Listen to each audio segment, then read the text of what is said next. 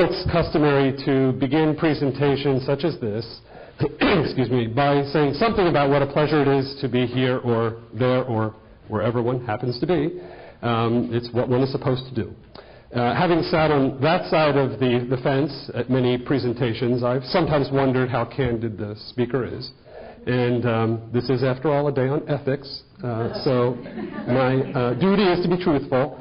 And the truth is, I'm really very pleased to be here. You might wonder why.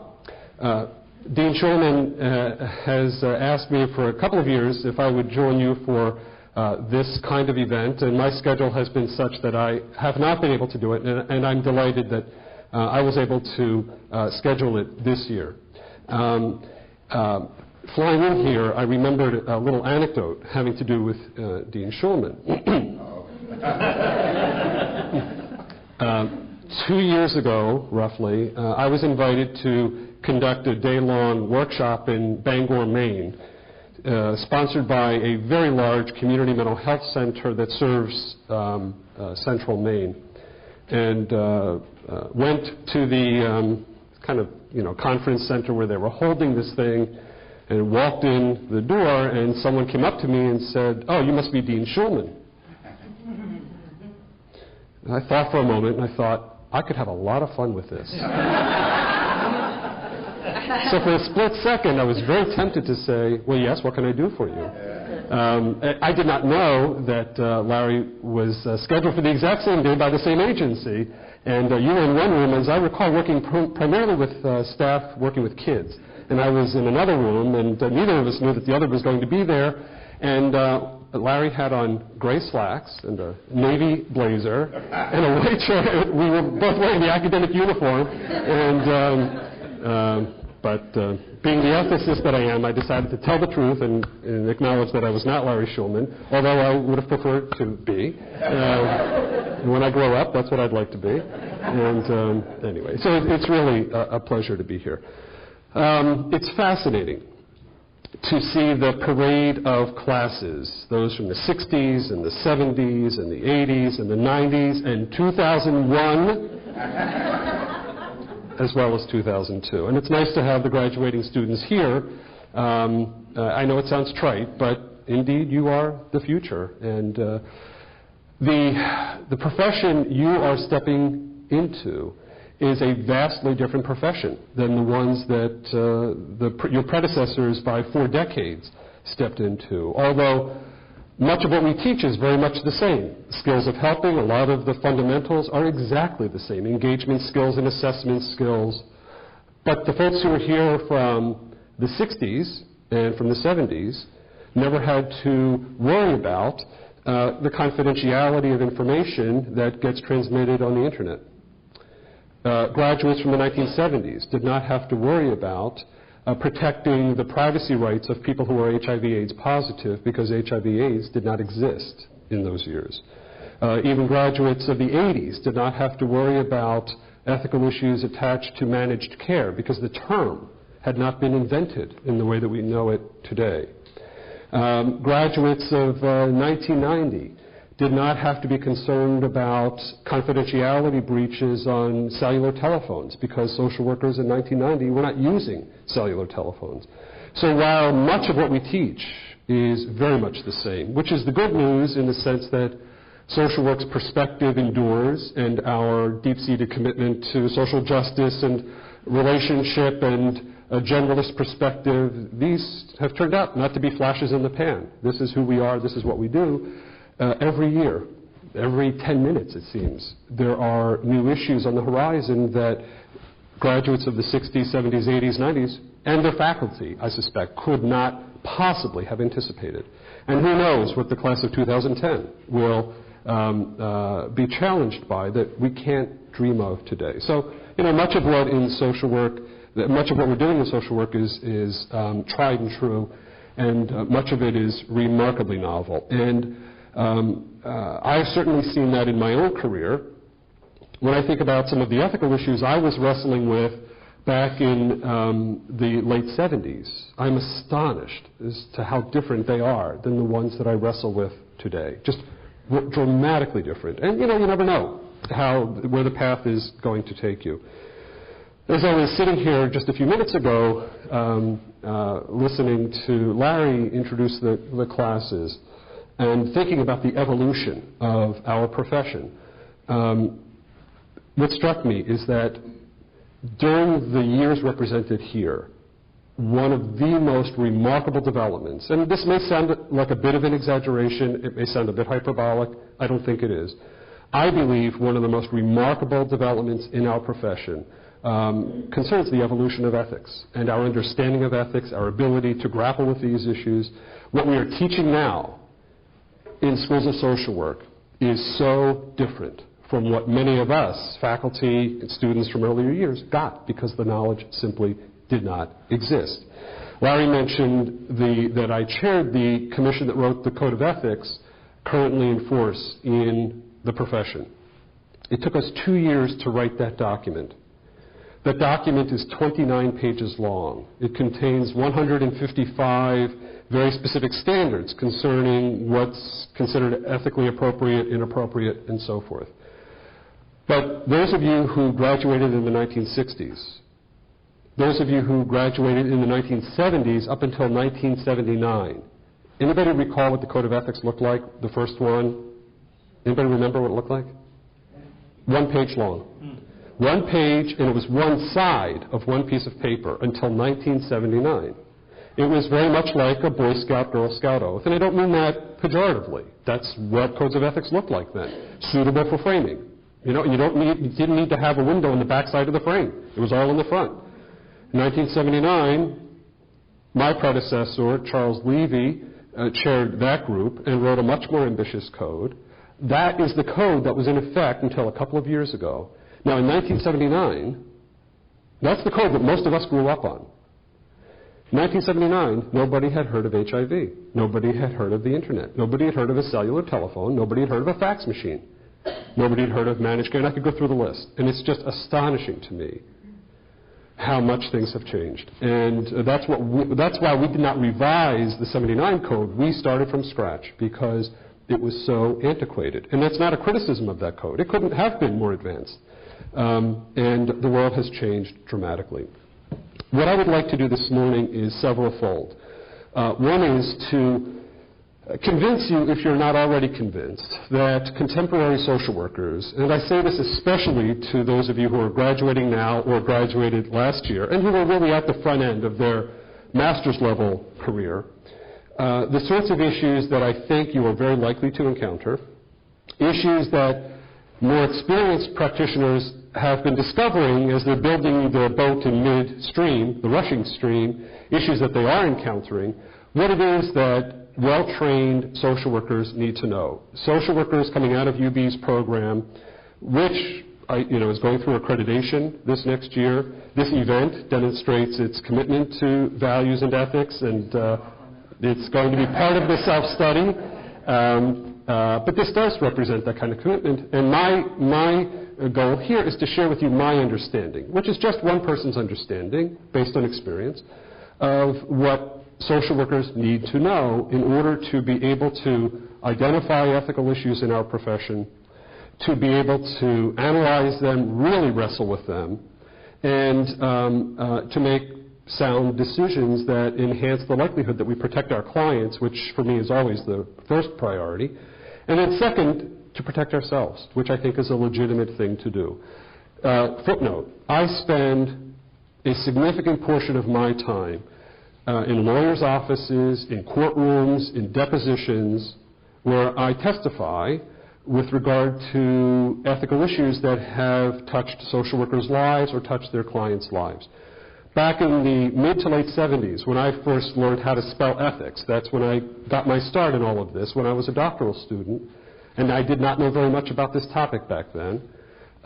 If somebody had said to me, fast forward the tape 25 years, you are going to be spending a lot of your ethics-related time talking to lawyers and testifying in courtrooms, I would have asked which planet they've been living on.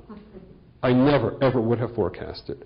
But that's now a significant portion of what I do because of litigation involving social workers who get sued for ethics-related matters. Some of the suits are meritorious, some are not. And I chair the ethics committee in Rhode Island that hears ethics complaints filed against social workers who allegedly, and I underscore allegedly, did not handle ethics-related matters well. And this is not how I expected to spend my time, but it's a reality. And so what I want to share with you is my understanding of what social workers need to know, those who are practicing, and what I believe people ought to be getting in the context of continuing ed, workshops, and seminars, and my own opinion about what schools of social work ought to be teaching to ensure that their graduates can handle these issues and handle them well. To cut to the chase, my belief is that ethical issues generally fall into two categories. And I'm simplifying this. But I think it's a pretty reasonable simplification. One is ethical issues where virtually everybody knows the answer, the easy questions that have easy answers. And they are ethical issues. If a social worker is unhappy with the New York State rate of reimbursement for mental health services provided to Medicaid-eligible clients, they believe the hourly rate is unconscionably low. Is it okay for that social worker to exaggerate the number of clinical sessions, bill for sessions that never occurred, so that the income is reasonable? Everybody knows the answer to that, right? On the other hand, there was a social worker whose case I was involved in the state of Maine, this is a true story and it's public information, who decided that the rate of reimbursement was quite anemic, and she ended up billing the state for more than $51,000 for services she never rendered, and she spent a year in prison, this formerly licensed social worker. But that's an easy case. If a social worker is feeling attracted to a client, a social worker who provides clinical services, is it permissible for that social worker to act on that attraction and to become intimately involved with that client? Everybody knows the answer to that. And yet, I spend a disproportionate amount of my time handling cases around the country where people made the wrong decision in those instances. I don't want to exaggerate. It's not as if this is pervasive. It's not. But it's not a trivial number either. And we have people within our ranks who make the wrong decisions, although virtually everybody knows the right answer to the question. If next Saturday night you go to a party and you are talking with some of your friends and neighbors, and someone asks, gee, how was your week? And you saying in a kind of exasperated voice, well, it was, what a stressful week, and I thought I was going to get all this done. I had this conference I went to on Tuesday. I lost a lot of time there, and you've had a couple of Miller Lights or whatever. Do they still have, what's the local beer? Genesee. It's still around? Most of those aren't. And you've had a couple of those, and you have what we call the loose lips problem, and you start talking about a client who posed a very significant challenge to you this week, and you happen to slip and mention some identifying information in casual discussion. Everybody knows that that's inappropriate. So those are the easy cases. And I don't dwell in the easy cases. To me, with an audience of this sort, it doesn't make a whole lot of sense to be preoccupied with the relatively obvious issues. I'm much more concerned about the second category. That category includes instances where, in my experience, when you lay out the facts as clearly as you can, and you line up a cross-section of very experienced, thoughtful, principled, knowledgeable social workers, and then they discuss the issues, they disagree intensely about what one ought to do. As in the following examples, and I'm going to spend a little while here giving you some illustrations of cases I've been involved in. These are all actual cases, disguised if they're not public information, to give you some sense of what is really happening out there. And it's not as if there's one of these cases behind every bush, of course not. Yet, in my work, I see a steady stream of these in the profession. And I think there's a reasonably good chance that the typical social worker will encounter one or more of these in the course of a typical career. So these are all actual cases. I'd like you to imagine that you are a clinician, clinical social worker, working in Aurora. Anybody from Aurora? and you are part of a family service agency there. Your family service agency has a contract with the local school district. When the student assistance counselors, school social workers, find that kids need more clinical help than they are able to provide given their resources, they refer the cases to this family service agency. 9-year-old child started the school year in apparently very good shape, and over the course of several weeks, his behavior was deteriorating, according to the teacher. Was behaving aggressively with other children, not doing his homework, seemed rather despondent. Clearly something was going on. School social worker refers the child to the family service agency.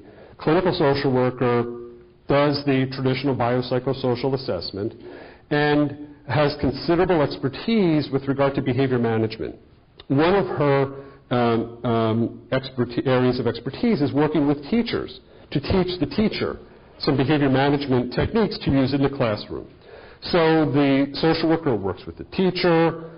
That seems to be fairly effective within a short period of time. Works with the child. Works with the child's single parent, mom. Gets to know mom pretty well. Mom asks the social worker if she can talk with the social worker about some of her own issues, which are beginning to emerge. The social worker decides to work with mom and the child simultaneously, which in itself is an interesting decision, which ended up complicating matters here. After about 3 months, mom is talking about some family of origin issues, her own trauma history. She's in recovery. She's estranged from the child's father, in the middle of what appears to be a very bitter divorce proceeding. And after about 3 months, and again, for those of you who just walked in, this is an actual case, mom says to the social worker, "My name is not really Mary Smith. My name is really Sarah Jones." She proceeds to tell the social worker that she's been living under an assumed name because she is hiding from her estranged husband, who, according to her, has been emotionally abusive, not physically, but she describes him as an emotional tyrant, and she lives in fear of him. And she decided in the middle of one night, after yet another argument, that she was going to leave, packed up the 2 kids, had contacted her good friend living 2 states away, who had offered to take her in until she got settled, and she drove and drove and drove, and she started a new life. Registered her 2 kids in school, one of whom is symptomatic, and started living under an assumed name. She discloses this to the social worker. She also discloses, she actually showed the social worker the document. It turns out that she had threatened her husband about 6 weeks earlier, that she was going to take the kids and leave if he did not clean up his act. Her husband told his attorney, who went to the local family court. A judge in the family court issued an order prohibiting mom from leaving the court's jurisdiction during the pendency of the divorce proceedings and the custody proceedings. Despite the court order, after yet another argument, mom packed up the 2 kids and drove and drove and drove. So mom has just disclosed to the social worker that she is actively violating a court order. She's been living under an assumed name. She has crossed state lines in violation of a court order with 2 children, which in this jurisdiction means kidnapping in a strictly legal sense. And one of her kids is now getting treated for all kinds of symptoms. She tells the social worker, "I just felt like I had to come clean with you. I've been feeling dishonest, and I trust you won't say a word to anyone." Under New York State statutes regarding mandatory reporting, based on NASW Code of Ethics standards as you understand them, any other regulations in New York State, if you're the supervisor in this family service agency and your supervisee, this clinician, comes to you and asks, "What do I do?" Can I just ask, and I don't want to get into it just yet, your instinct. You try to get mom clinically to, handle this responsibly and perhaps to go forward on her own. So you do your clinical thing. But if push comes to shove and mom is not willing to disclose,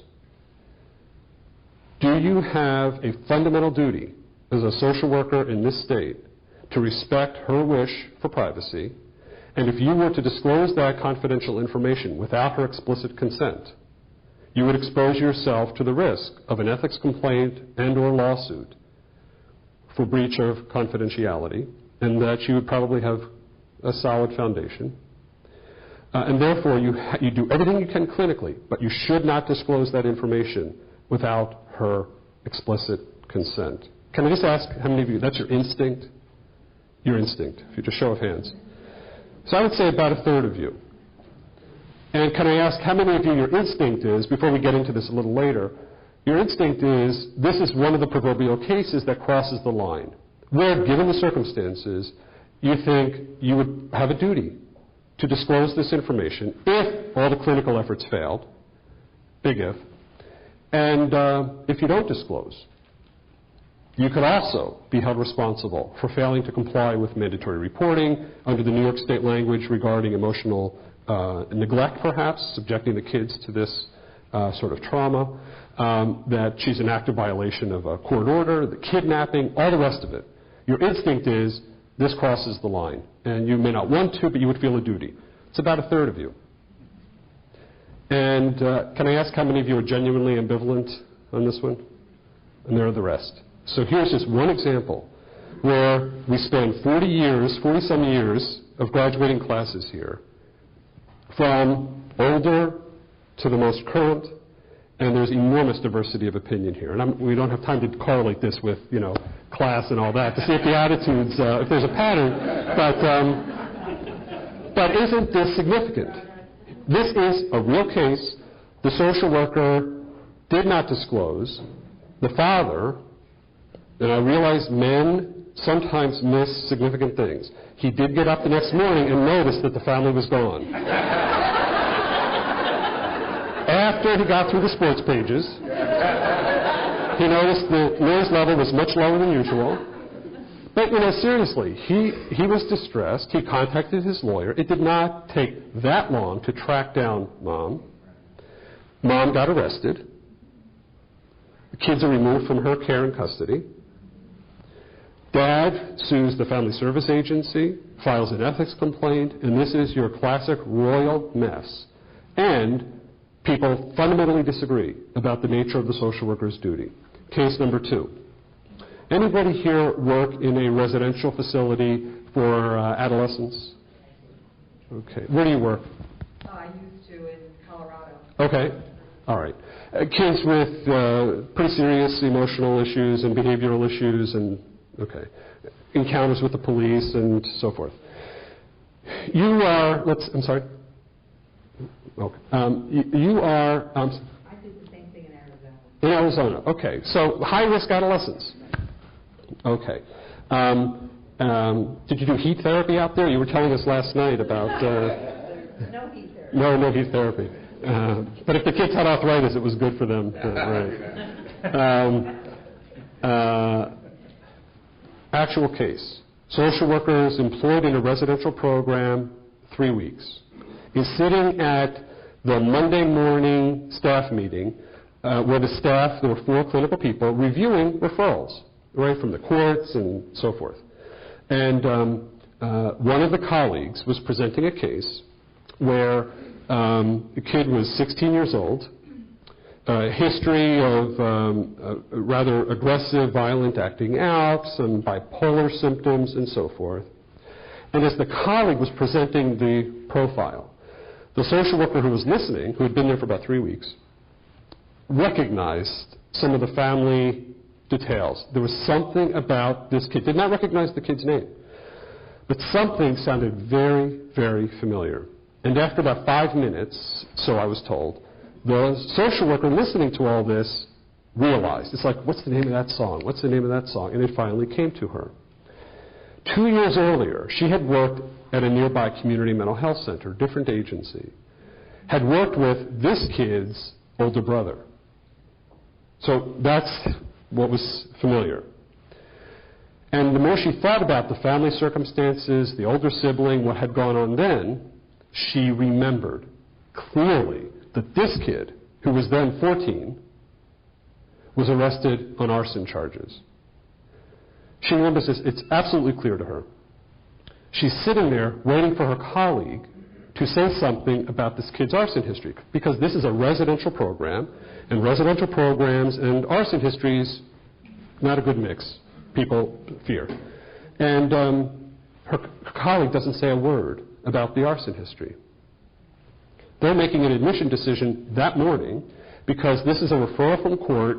The judge has said, if you can take him, fine. If not, we have no other resource around here for this kind of kid. He's going to the training school. So there's pressure. The social worker hears nothing about the arson history and has to decide on the spot, can I disclose what I know about this kid's arson history, which I obtained from another agency, a confidential setting. I have no release for this, but I believe there's a safety issue here. If that social worker discloses that information, and the kid is denied admission, and the kid finds out he's going to the training school, and is distressed, and attempts to commit suicide when he finds out where he thought he was going is not available. And the family wants to know why he didn't get in.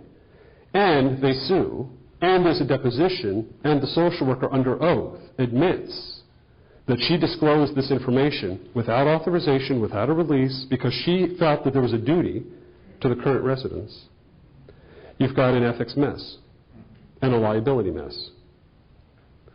If, on the other hand, the social worker does not disclose the information, the kid is admitted and lights a fire, and the victims probe the families, and it comes out that the social worker knew but didn't disclose, you have an ethics and a liability mess. Anyone here in private practice? You have a client who's 29 years of age. Your client comes to you, a history of relationship issues, some symptoms of depression, has been on psychotropic medication, got your name from a friend, and you come highly recommended with good reason. You begin working with this client. About 5 weeks into the relationship, the client says to you, listen, there's something that's been bothering me. I just have to tell you this. I wasn't planning on it. I thought I had resolved these issues. But I'm beginning to see, as we're working together, that some of the relationship struggles I've had in my own life are connected to this other issue, which I thought I had taken care of. So I got to bring it up. The client tells you that 2 therapists ago, so this is now about 14 months earlier, 2 therapists ago, she started out working with this therapist, and she says they had a very good working relationship.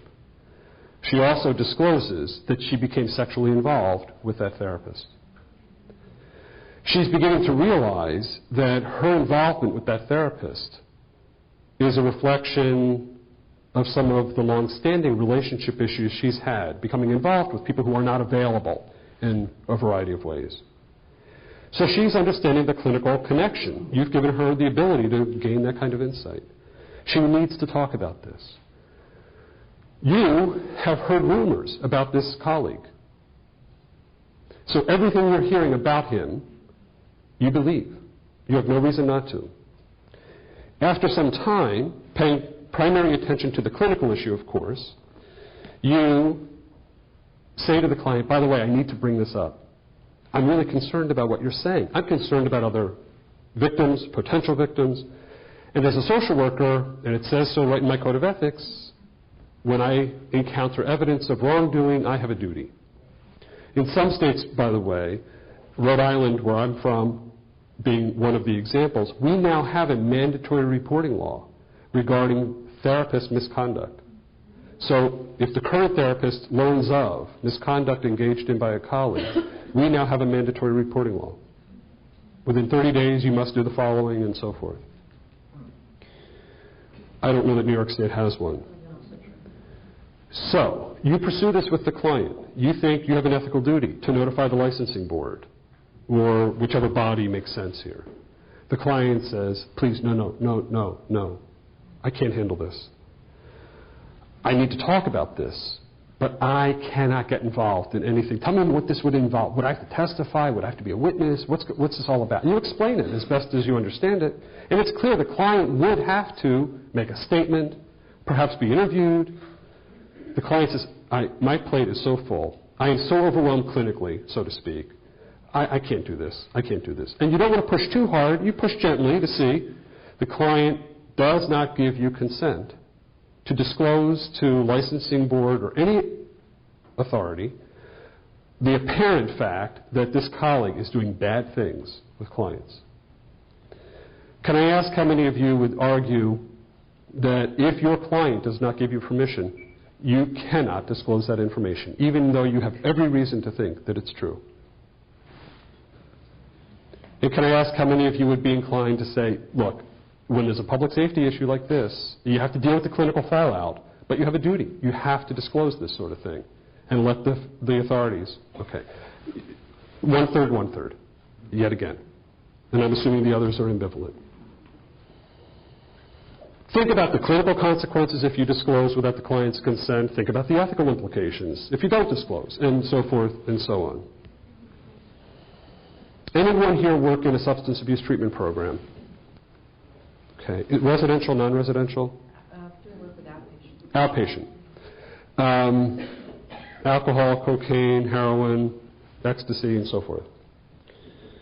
Social worker, once again, these are all real cases. Social worker is on the staff of outpatient substance abuse program, working with a client who's been diagnosed with co-occurring disorder, dual diagnosis, has tried very hard to get this client to begin a 12-step program. This is a client who has acknowledged the mental health issues but has not wrapped his arms around the substance abuse issues. So it's been a clinical challenge. The client finally agrees to go to a 12-step program to check it out. Got the list from the receptionist out front. There's, the list.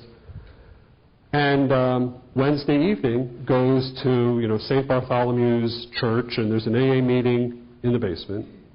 Walks into that meeting, looks around. The second person that client encounters is you. You are a social worker who's in recovery. This is your home meeting. Real case. Based on current standards in social work and our understanding of boundary issues and so forth, should that social worker stay at that meeting, process it with the client, and deal with all the clinical implications? Or, out of an abundance of caution, should that social worker do a 180 and get out of there? Talk about it with the client at some point, of course, but that it would not be wise for that social worker to stay in that meeting given the potential boundary issues, door relationships. Without getting into it now, what I can tell you is social workers disagree vehemently on this issue. What I find is that social workers in recovery, this is the trend that I see, generally speaking, are much more inclined to stay in that meeting. That it's part of the ethos, part of the model. You deal with it. Social workers not in recovery are much more likely, in my experience, to say, don't mix the roles, get out of there. But what if it's that social worker's home meeting, and it has been for 17 years, et cetera, et cetera, et cetera. Talk about case studies for teaching. Anybody work with kids in health clinics? Is it an outpatient health clinic, hospital connected, or? It was previously. Okay. This clinic, and please bear with me as I give you these examples, but I think these are very helpful to lay the foundation for the more conceptual material that I want to present. So if you can just bear with me for a few more minutes, I'd appreciate it. This clinic has a public health grant, has a contract to provide school-based screenings, low-income community, kids who otherwise might not have access to health care, and so the kids, school nurse, and kids come in for physicals, they get their teeth checked, and that kind of thing. 9-year-old child is examined by the nurse. The nurse notices a growth behind his right ear, and the nurse is concerned. This doesn't look like a typical abscess, and has the kid referred over to the pediatrician, who looks at the kid and says, there's something about this that concerns me. I think we really better get this kid checked out.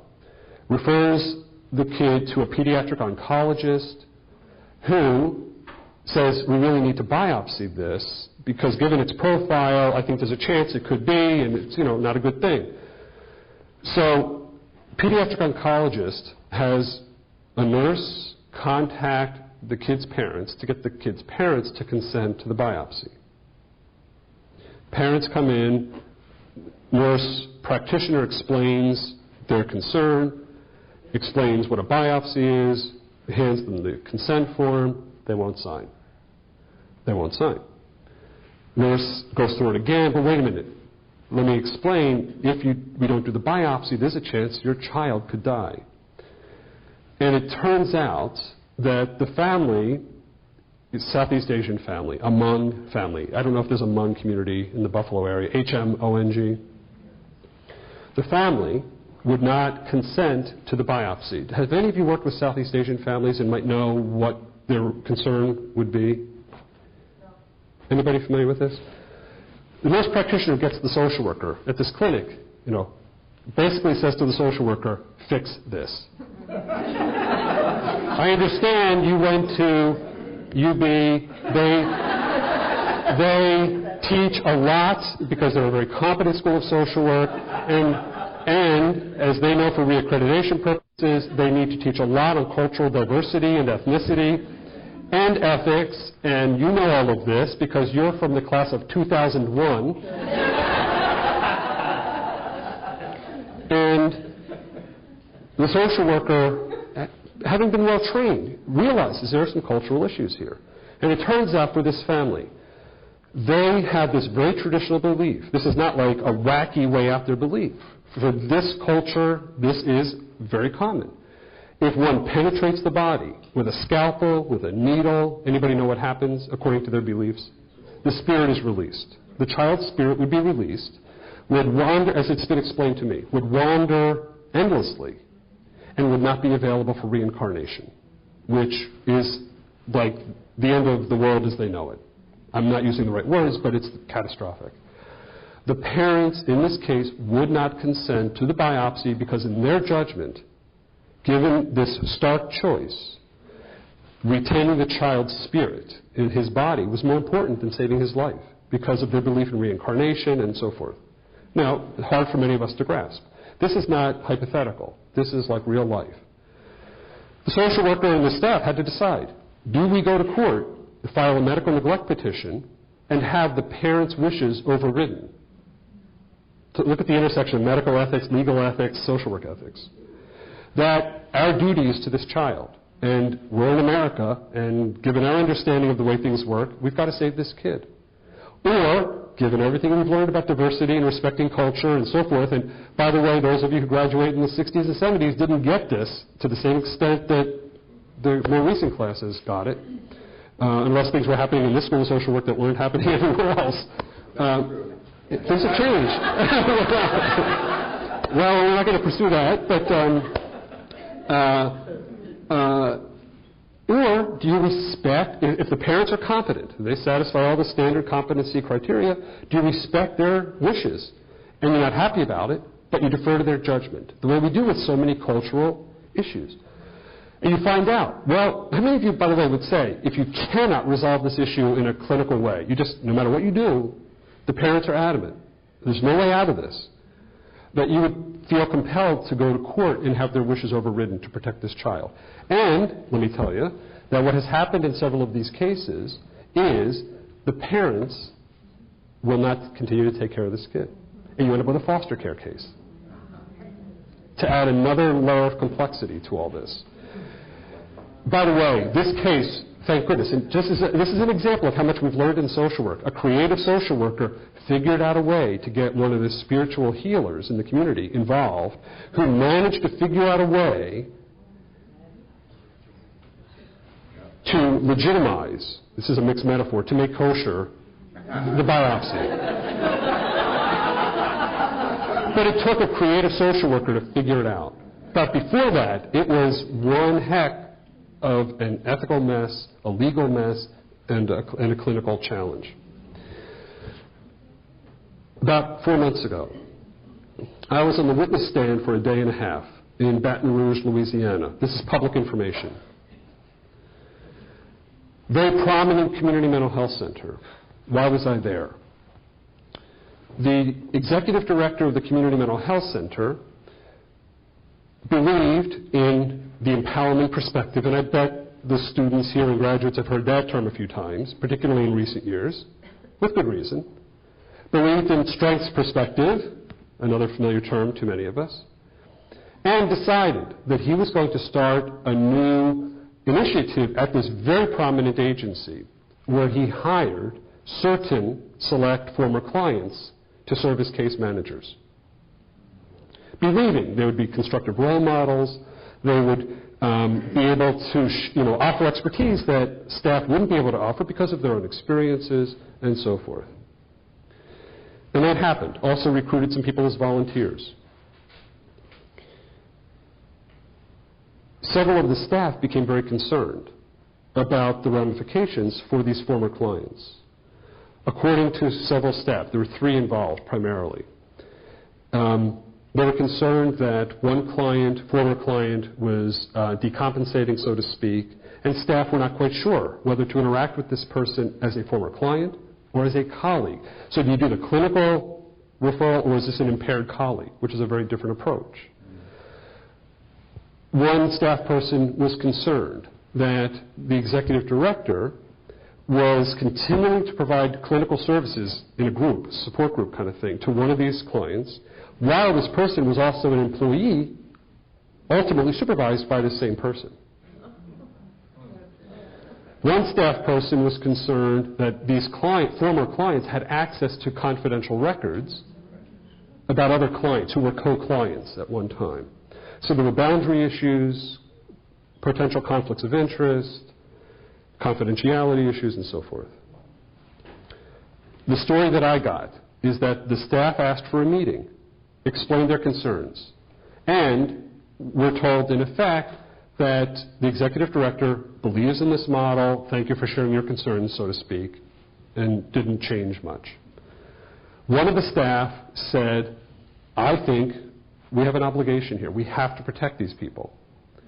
Called the state licensing board for advice. Did not even identify the agency. Explained the circumstances. Administrator of the licensing board says, under Louisiana law, if you believe that these individuals are at risk and there are have been violations of ethical standards, the licensing statute, you do not have a choice. You must, now that you've made this call and gotten this information, you have to share the details with us, and we have a responsibility to check it out, an interview, and so forth, which is what happened. Well, that's after the investigation, the Attorney General's office in Louisiana prosecuted the executive director. I was brought down as the expert witness for the Attorney General's office, and here's the 32-page report entitled Findings of Fact, Conclusions of Law, and Sanctions of the Louisiana State Board of Social Work Examiners. And now this executive director, with a very impressive career, is in deep trouble. And it all has to do with these issues pertaining to conflicts of interest and boundaries and confidentiality, and the board's conclusion that he did not take adequate steps to protect the clients. By the way, my testimony wasn't never hire a former client. I believe there are some programs where that's permissible. And some of you may work in programs where former clients have been hired. In substance abuse, it's very common. Often with a break in between, but not at all unusual. My contention was that there was a duty to set up guidelines to try to protect people who could otherwise be harmed as a result of this rather novel program. 2 more, and then I'm going to shift gears.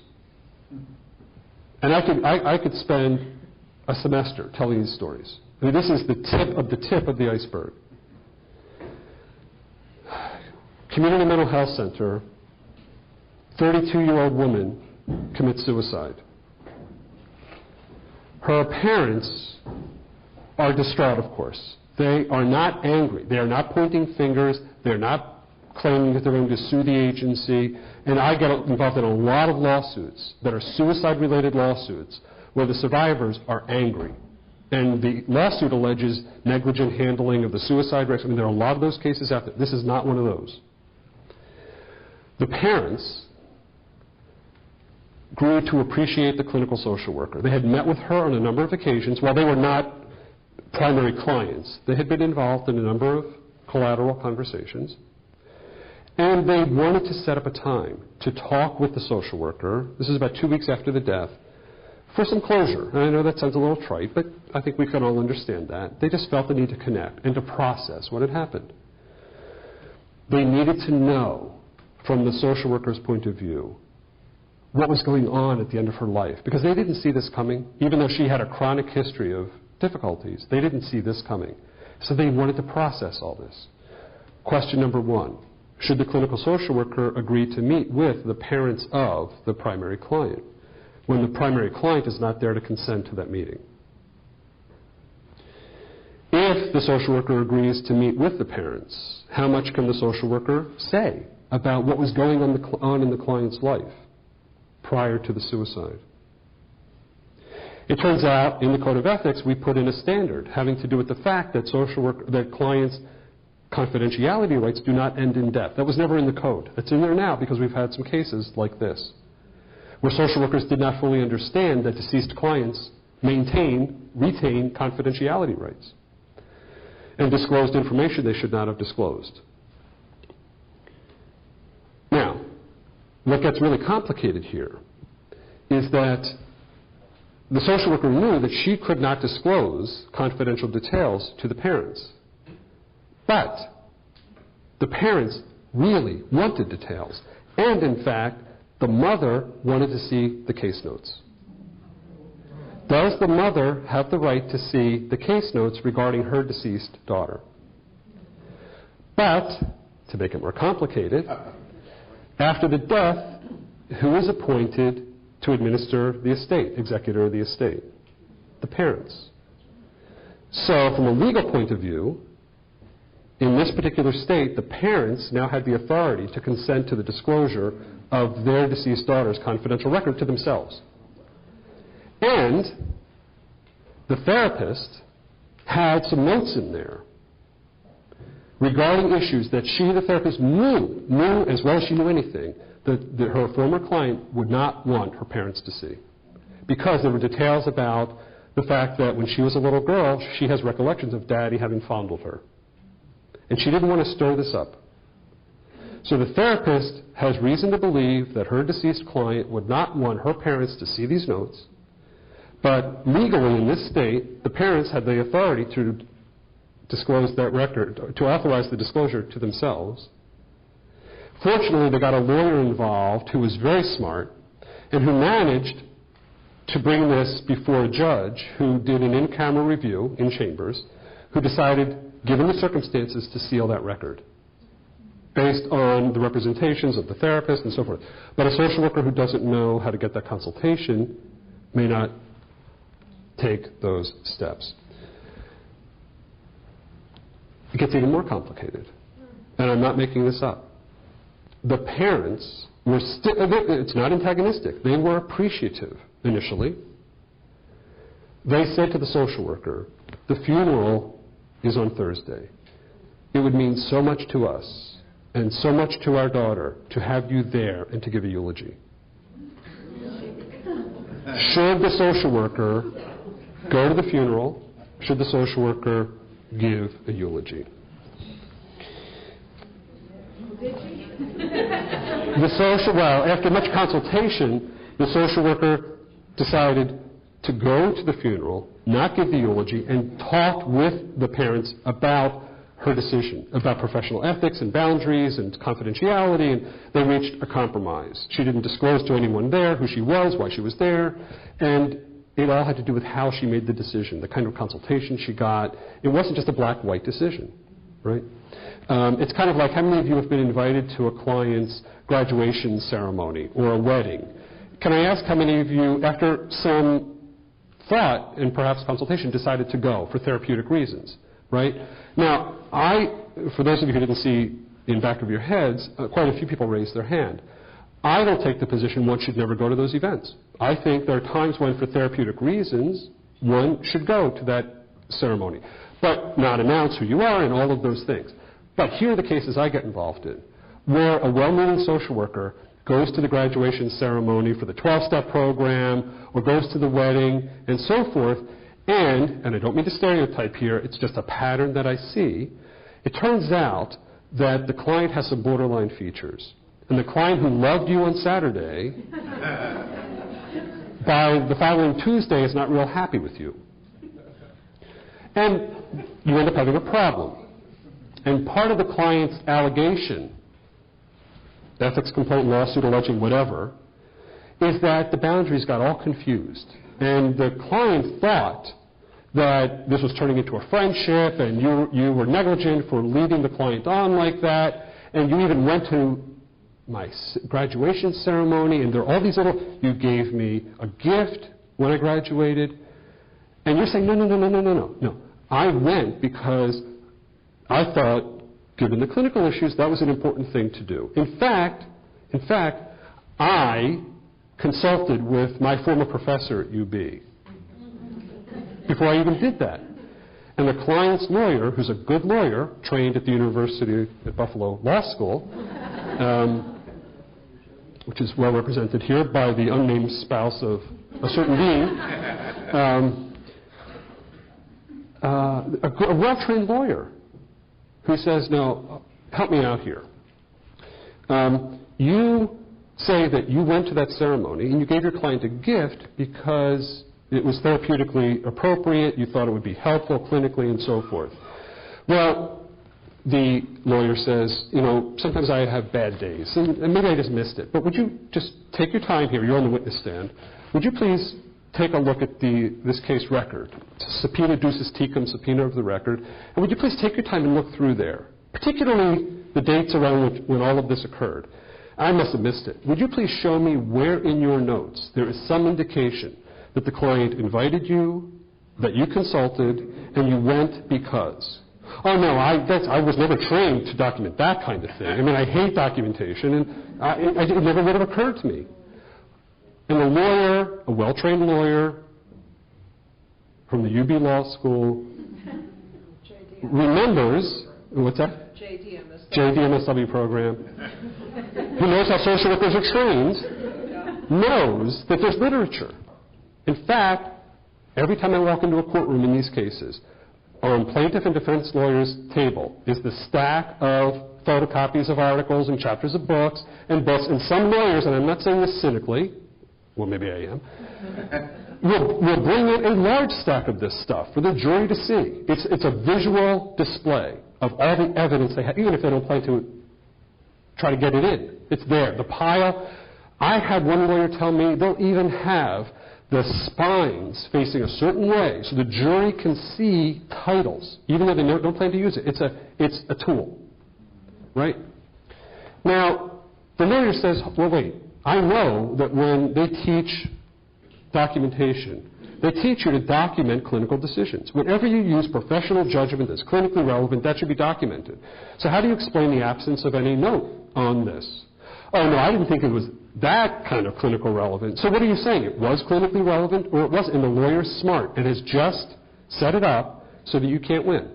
That you either say it was clinically relevant and the absence of documentation gets you in trouble, or it wasn't clinically relevant and there's evidence of, dual relationship, boundary issues. My point being, I don't think it's black and white. I don't think it's should you go, shouldn't you go. I think it's why do you go, if you go, and how do you document, how do you consult, process. Or as they say across the river, process. So, those are just some examples. Now, what does this mean for contemporary social workers? My contention, and feel free to disagree, my belief, based on what I've seen, is that the vast majority of contemporary social workers finished their schooling at a time when they did not get in-depth education on these issues. The knowledge did not exist. And that we're getting a lot better at this. Accreditation has sort of moved us in this direction. Many schools, including this, are much more deliberate about instruction on this. And so what I'd like to do at this point is to share with you my sense of what we need to know, what we need to be teaching at UB and other schools of social work, what I believe agencies ought to be sponsoring for in-service training, and what NASW and other continuing ed programs ought to be including on their agendas. This is a slightly awkward setup, but I think we'll be okay. My claim is that we ought to be organizing our curricula and our training, continuing ed, along three major dimensions. Feel free to disagree with any of this. This is just my take on all of this. That we ought to really help practitioners understand what an ethical dilemma is and how to identify one. Earlier I said my belief is most ethical issues fall into two groups. I think most ethical issues are easy. Don't bill for services you never provided. Don't have sexual contact with clients.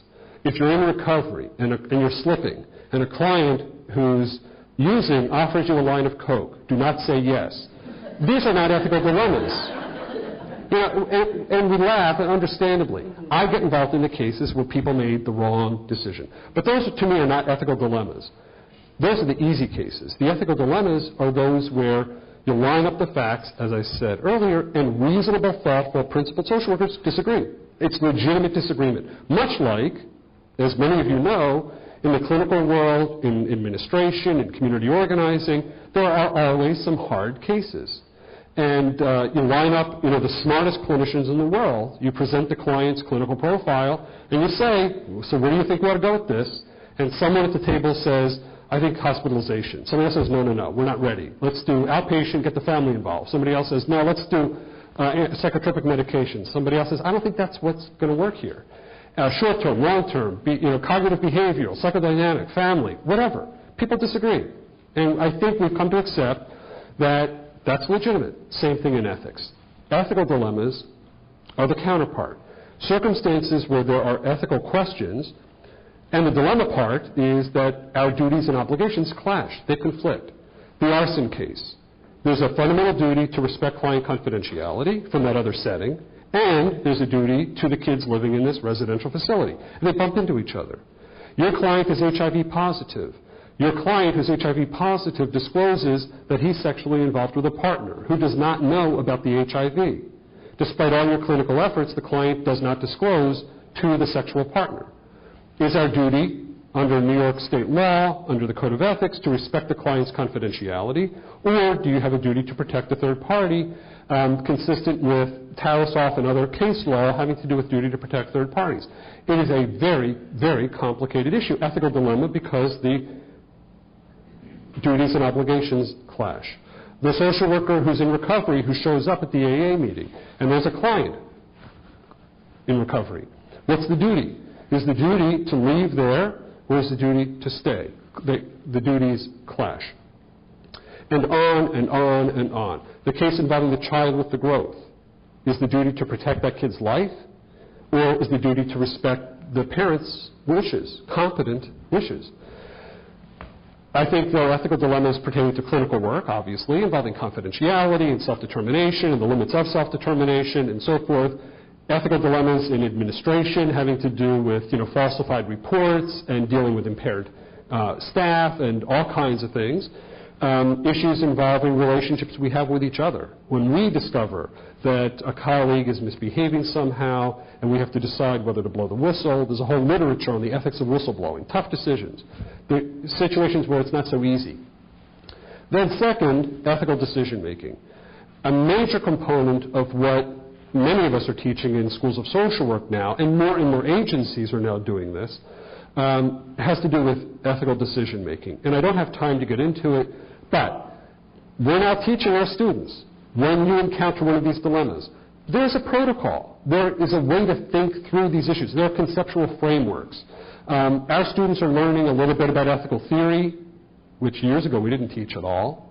They learn a little bit about what we call in the trade meta-ethics and normative ethics and utilitarian perspectives and deontological perspectives. This is the language of ethics related to, brought to bear on what social workers see in real life.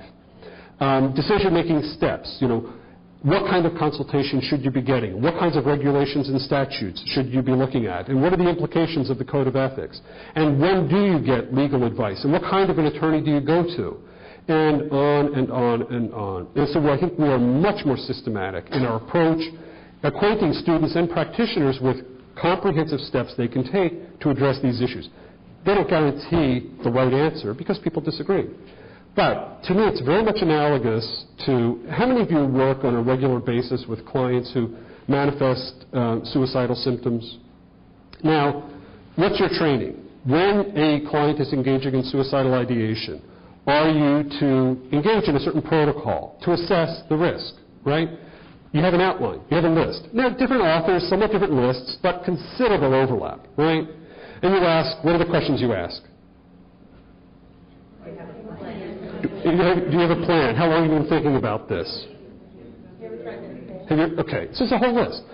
Now, most of us agree, perhaps all of us, that it makes sense to walk through these questions systematically, that this enhances the likelihood of preventing a suicide. Does it guarantee that we're going to prevent a suicide? Of course not. We just think it enhances the likelihood that we'll prevent, that letting people do whatever they want to do, practitioners, increases the risk, and that having a protocol decreases the risk. Same thing with ethics. It's the exact same thing in my view. So now, if you look at the handful, and it's still just a handful, of ethics texts in social work, you will find in most an outline. When you encounter one of these difficult cases, here are the kinds of things to think about. Here are the kinds of questions to ask. Here are the lenses through which one can look, recognizing that reasonable people still may disagree in the end, but we think the process is important and enhances the likelihood that we'll protect everybody involved, including the social worker. By the way, this is happening in law schools, it's happening in medical schools, it's happening in nursing programs, pretty much across the board. We're using similar frameworks which 15 years ago we weren't teaching. This stuff did not exist in the way that it does now. And then what I call ethics risk management. This was not on my radar screen until the mid-90s, early 90s.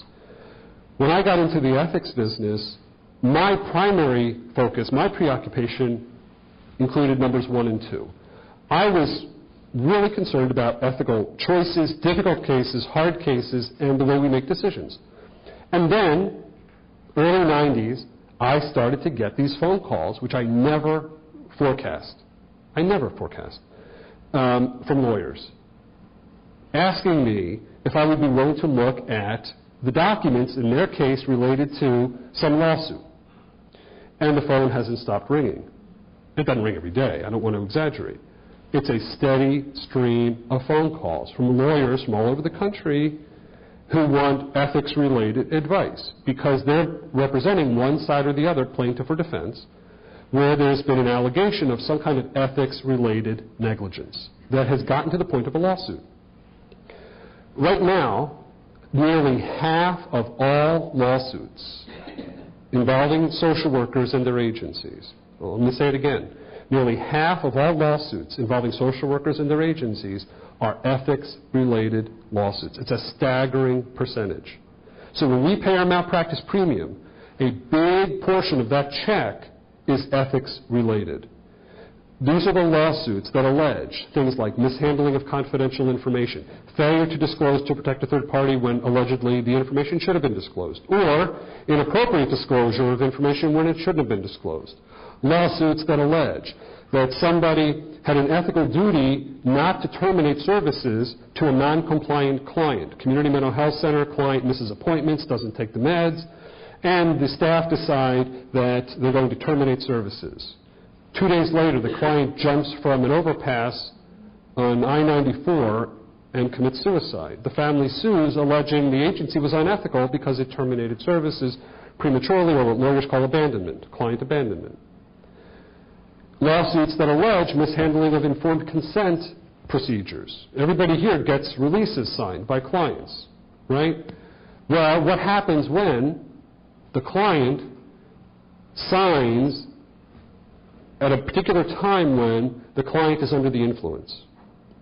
Staff members suspected it, but didn't say we can't get the form signed now, relied on that form to disclose information.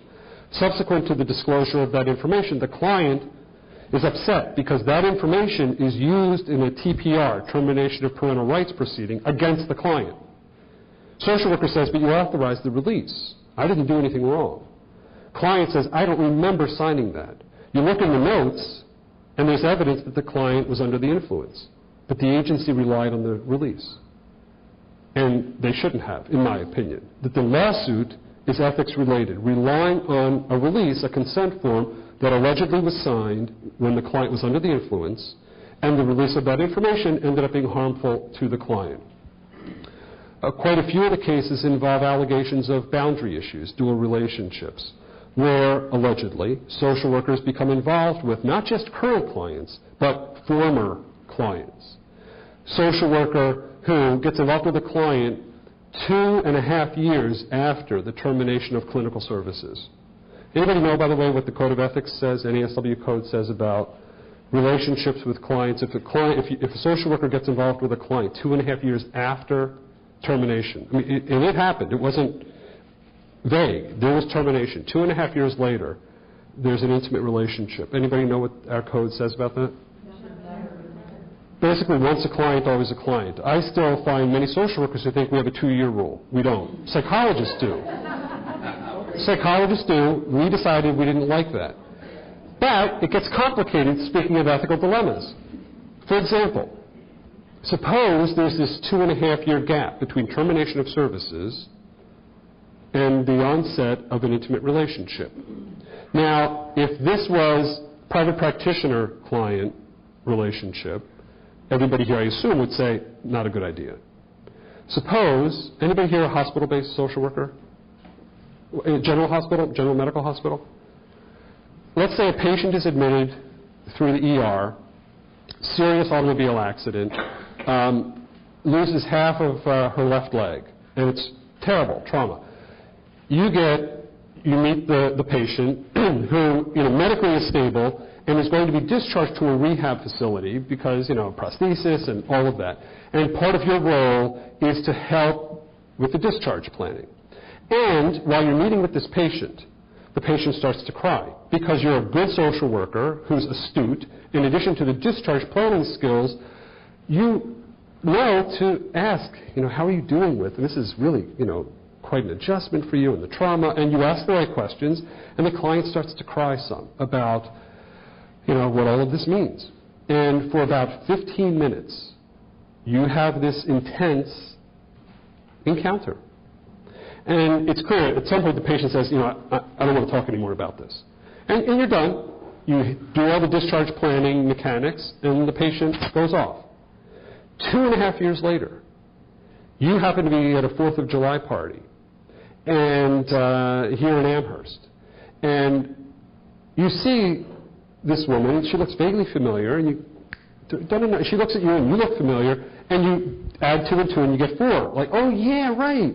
And you have this conversation. How are you doing? And, it was such a terrible accident, and how things been going for you. And she said, oh boy, well after that, actually about 9 months later, my husband died, and oh, what a year that was. And, I'm actually doing okay now. It's hard, but, and you chat, and there's this little spark.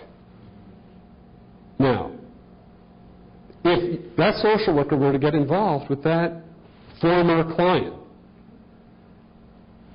would we say it's absolutely unethical? Once a client, always a client. You should not get involved with a former client. What was the clinical contact? 15 minutes. That's it. Nobody questions that. It was a 15-minute intense conversation. Can I ask how many of you would say, doesn't matter, you crossed the line, cannot get involved with that client? Doesn't matter how long that conversation was. Can I ask how many of you would say, let's be reasonable here? Assuming it's consensual, there was no coercion, and most of you would say, well, there ought to be an exception. Once a client, always a client. There are still some social workers around who do community organizing. I know they're hard to find, but they're out there. Can I ask what kind of community organizing you do? Okay, that's where you're headed. That's where I'm headed. So you would like to work with a community, let's say, where there are affordable housing issues, or lead paint problem, and you've got to sort of go after the folks who are, exploiting residents, and that's the kind of stuff you want to do. Job development, economic development with a low-income community, that's your thing. Who's your client? The whole community. So,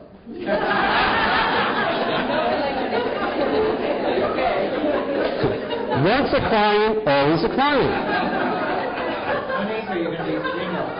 See? And there are lots of witnesses here. But seriously, they are your client. And suppose you leave that job and you go off and do something else, and you meet one of the community residents somewhere, and there's some sort of attraction. But if we had a code that said once a client, always a client, you're in trouble. So where do you draw the line? We decided we could not put in our code of ethics. By the way, this took hours and hours and hours. This is one standard out of 155. In 1960, the first code, nobody had thought of this issue. 1979, nobody had thought of this issue in the same way. The term dual relationship boundary issue didn't exist. So we had to decide, what are we going to put in our code? We didn't like the 2-year rule. We didn't like a straight, once a client, always a client, because we've got the 15-minute encounter, we've got the community organizer, we have a social worker who fell in love with research because of the inspiring course at UB on research and evaluation, a lot of those, and decided I'm going to do program evaluation for my career, and the client is an administrator of some family service agency. So if we have once a client, always a client in perpetuity, we have just said to all those people, you cannot have a relationship with any former client, which did not make sense to us. So if you look at our code, we came up with a standard, yay long, which is different from any other profession, because we think we are different. And I don't say that arrogantly, we're different. Our code has to reflect that. And our code basically says, once a client, always a client, however. And it's a slippery slope. What ethicists call a slippery slope. We knew that that loophole could create problems. We know it full well. And we decided it's what we had to do. It's the only thing that made sense. When we basically say up front, for most situations, once a client, always a client. If a social worker believes that there are exceptional circumstances, extraordinary circumstances, extraordinary that warrant an exception, then the burden is on the social worker. You have to be able to explain. Oh, no, I was a community organizer. It wasn't what you thought. It was 15 minutes. It wasn't what you thought. That kind of stuff. It's a little vague. And we decided it's what we had to do. And I think it was the right decision.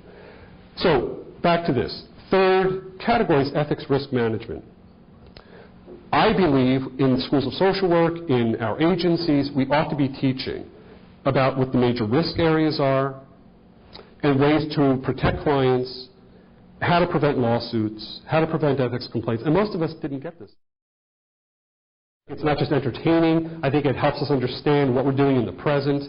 My sense is that when this enterprise started over a century ago, late 19th century, New York, Chicago, Boston especially, there's what I call the morality period. By the morality period, what I mean is a lot of the literature in what was beginning to become the social work literature had this kind of moral language.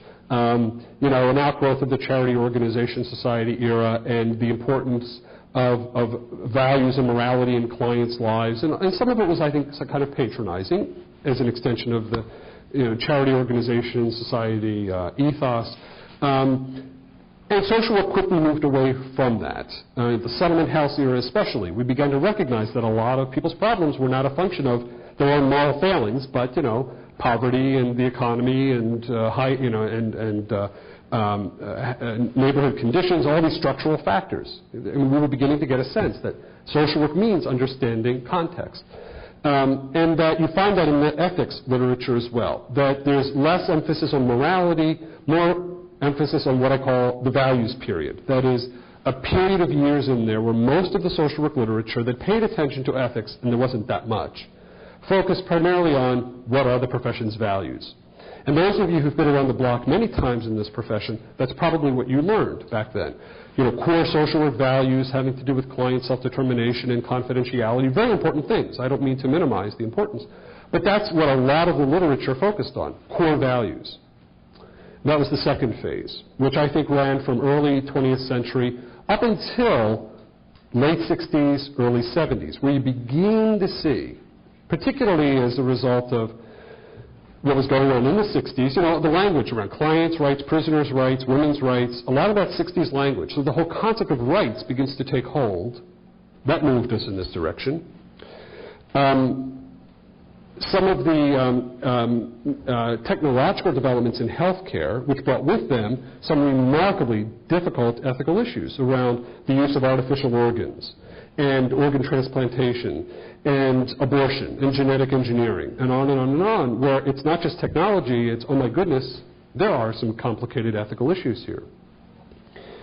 Scandals, I think, Watergate especially, had an awful lot to do with the increase in professionals' understanding of ethical issues in the professions, where people are starting to raise questions about legal ethics and ethics in politics and ethics in the business world. And you see all of this stuff converging at about the same time, especially in the 70s. That's when so much of this happened. And one other factor, I argue, and that is, I think professions go through stages of development. Not exactly like people, but that we mature and evolve the way people do. And that it took us decades as a profession to begin to acknowledge some of the complex ethical issues and to develop some intellectual apparatus for dealing with them. And it took us decades. So you don't begin to see any literature in social work to speak of, virtually none, until the late 70s, early 80s, on ethical dilemmas, that whole concept. I mean, they've been around forever. Everybody knows that. But literature, scholarship, you don't see it really until the late 70s, early 80s.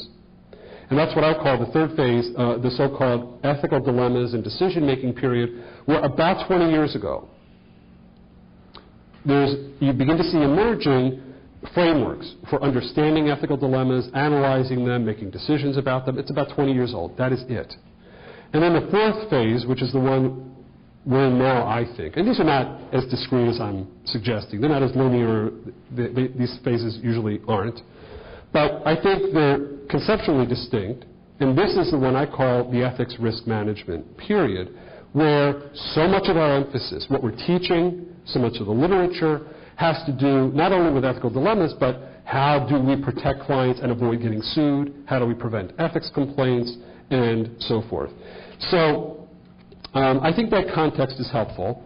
And currently, in my teaching, I believe, in addition to the ethical dilemmas and decision-making and so forth, when I look at the data from the insurance industry, the data from licensing boards, my own experience, my belief is that there are basically three topics we ought to be focusing on especially. First, so-called ethical mistakes. This is not, a profound term by any stretch.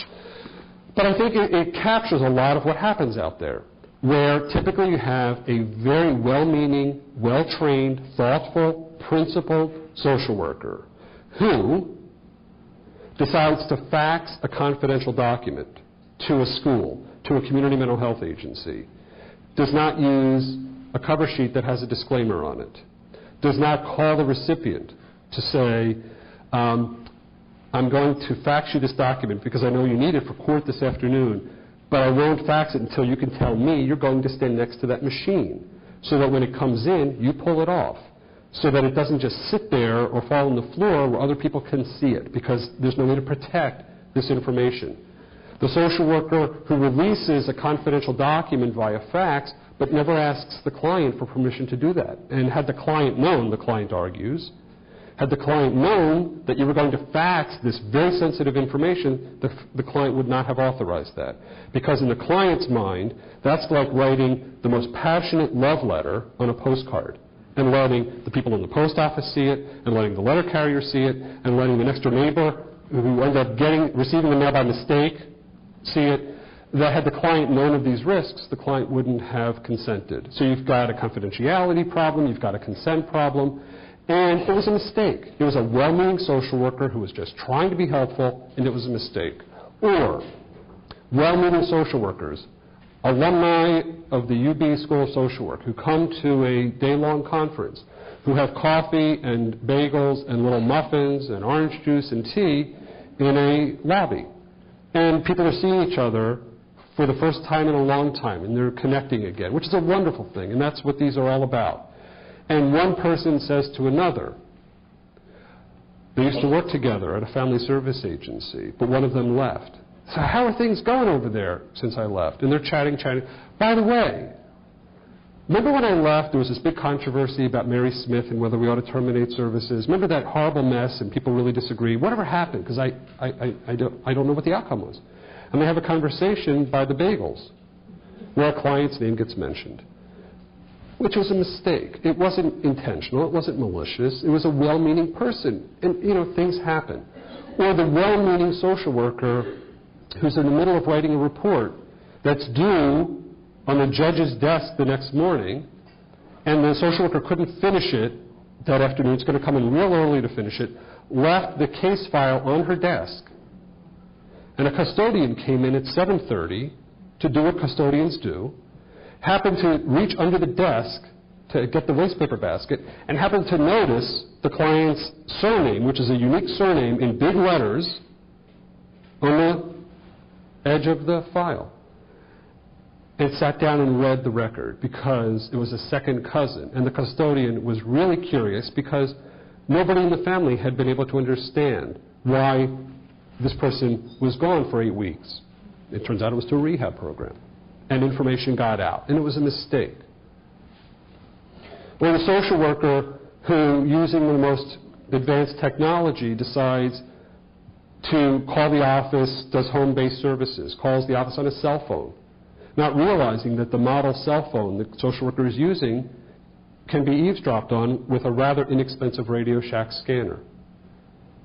And information got out. And this happened to one of our colleagues in Portland, Maine, whose client was in a Radio Shack store, loves gadgets, and was playing with a scanner, and I kid you not, coincidentally overheard a conversation between that client's own social worker and another client,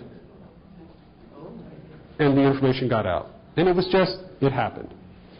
Then, so-called deliberate ethical decisions. To me, the second major element under risk management should be how to handle the difficult cases, the hard cases, the arson case, the HIV case, the, quote, kidnapping case, the what do you do when you show up at the AA meeting and you're in recovery case, and hundreds of others where, in my experience, reasonable people, smart people, principled people can disagree, and do disagree, and that's okay. That's what being a profession is all about. Or a part of what it's all about, and teaching people how to make those decisions. Not just what's right and what's wrong, but, if I can just digress for a moment here, to acquaint social workers with the distinction between what I call in some of my work the substantive standard of care and the procedural standard of care. What does that mean in English? Some of you may have heard the term standard of care. Those of you with a legal background certainly have. In these cases where somebody makes an allegation that social workers mishandled the confidential information, the boundaries, the termination of services, and so on. In every one of these cases, I've never seen an exception in my travels. I'll come back to this in a second. What ultimately we end up debating is what lawyers call the standard of care. And there are different ways of wording it. This is the wording that I like, where we try to determine what an ordinary, reasonable, and prudent social worker with the same level of training would have done under the same or similar circumstances. And in tort classes down the street in the law school, Sheila, please confirm, this is what people learn. This is when there are disputes about negligence, the measuring rod typically is this standard of care concept, where people try to establish what should have happened in this set of circumstances, given the training and education of the professionals involved, and so forth. Well, and notice the three key terms there, the italicized terms: ordinary, reasonable, prudent. These are concepts that go back to the common law, like 1300. I mean, this stuff goes way back, and they've stood the test of time. That were held to the standard of the typical, the average, UB graduate, so to speak. We're not expected to behave like the summa cum laude graduate. We're just supposed to be average, typical, not below average. And we're supposed to be reasonable, able to reason, show evidence that we were careful, prudent. In my experience, there are situations in ethics where the standard of care is very clear. We know that the ordinary, reasonable, prudent social worker should not have a sexual relationship with a client, should not disclose confidential information without consent, except under some very limited circumstances, mandatory reporting, court order, Tarasov type situation, and so forth. We all know the answers to those questions. But what's the standard of care in the, quote, kidnapping case, in the arson case, in the HIV case, in the case of the social worker who shows up at the AA meeting? Can we establish what the ordinary, reasonable, prudent social worker would do? My argument is, when you try to do that, you end up with a lot of disagreement, reasonable disagreement. So my opinion is what we ought to be teaching is not the answer to what's the standard of care in the hard cases, but what process would the ordinary, reasonable, prudent social worker go through to make the best decision possible. In the clinical world, we know you get consultation, right? I mean, there are all these things you can do, supervision, and so forth. Even though people may disagree, go through those steps. That enhances the likelihood of a good decision. My argument is that it's the exact same in ethics. With regard to the hard cases, not the easy cases, there's a distinction between what I call the substantive standard of care and the procedural standard of care, meaning that in many instances there are clear substantive standards around confidentiality, consent, boundaries, and so forth. And there are those instances where we have reasonable disagreement among us. And so what I argue is the ordinary, reasonable, prudent social worker would engage in a series of steps to make the best decision possible. Now, I realize this sounds a bit academic. It sounds a bit abstract. My honest-to-goodness opinion is the social workers who understand this, the social workers who really do this, are the social workers who are most likely to protect clients, my first priority, and the social workers who are the least likely to end up in court and end up being sued. You can be the best social worker in the world and still get sued and have a complaint filed against you. You know, as Rabbi Kushner's book says, sometimes bad things do happen to good people. But my firm belief is social workers who really get this, who really understand it, are the social workers who really minimize the likelihood of bad things happening and really increase the likelihood of good things happening for their clients. So I want to spend just a few minutes on this, if I may. Consultation. You know, it sounds plain vanilla, sounds perfectly obvious, but the mistakes I see involve not just social workers who fail to get consultation when they should have, what's called in the law school down the street an act of omission or an act of nonfeasance, the failure to get the consultation. But there are these cases where a social worker gets consultation, but the argument is from the wrong person. You didn't take sufficient steps to find the person, the colleague who really knows something about HIV law and regulations in New York State. You should have found that person, not the person you happened to share an office with and it was convenient. Same thing with supervision, right? Knowing when to get supervision and so forth. And from whom? Literature. Now, if there is one of these crises, one of these difficult cases, I don't think it's realistic. I don't think the standard of care would be the UB graduate says, hold it, time out. I've got to run over to the library before I make a decision about what to do here. I'm going to go into the stacks or do the electronic search and find out what the current New York State regulations are, what the literature says on HIV/AIDS, confidentiality, protecting third parties. In an ideal world, perhaps we would do that sort of thing. I don't think that is the standard of care. On the other hand, practically speaking, I can pretty much guarantee, given what I've seen, that if there is a lawsuit alleging that the social worker disclosed information she should not have, or she didn't disclose information she should have, or the social worker should have terminated services but didn't, or whatever the issue is, if it gets to the point of litigation, I can pretty much guarantee that the lawyers or the paralegals will do that literature search. And they will do their best to find literature in our field that's authoritative, that supports their side. Now, if they find literature that doesn't support their side, that tends not to see the light of day, right? You hit the delete button. But their obligation is to put on the best case they can, and our literature shows up in these cases. That's the stuff that ends up on the table. And the expert witnesses who get called in are the ones who wrote that stuff. I mean, not always, but sometimes. So that somebody in that agency, if it's a really high-profile, difficult case, and they don't occur every day, of course not, in my view, somebody ought to be making the phone call to somebody in a position of authority to say, what is the literature on this? Give me some citations. Give me a crash course. Because I can pretty much guarantee the lawyers are going to do it. And it's not unusual to get asked when you're on the stand. Are you familiar with a book by, a chapter by, And if you're not, how come you don't know that? Aren't you up on the literature? It may not be a fair question, but it's the kind of thing a lawyer may ask to try to create the impression that we don't know what's happening in our own field. Policies, regulations, laws. If it's the HIV case, I want to know, what are the New York State regulations? Anybody know in New York State, if a client is HIV positive, in your judgment poses a risk to a sexual partner does not know about the HIV apparently, no matter what you do clinically, client doesn't disclose. Under New York State law, as a social worker, what's your duty? Anybody know? I'm sorry? There's not one state I'm aware of where you're even permitted to disclose. In most states, and I don't know New York State law, and maybe somebody here does, in most states there's only one person who's permitted, and interestingly not obligated, doctor.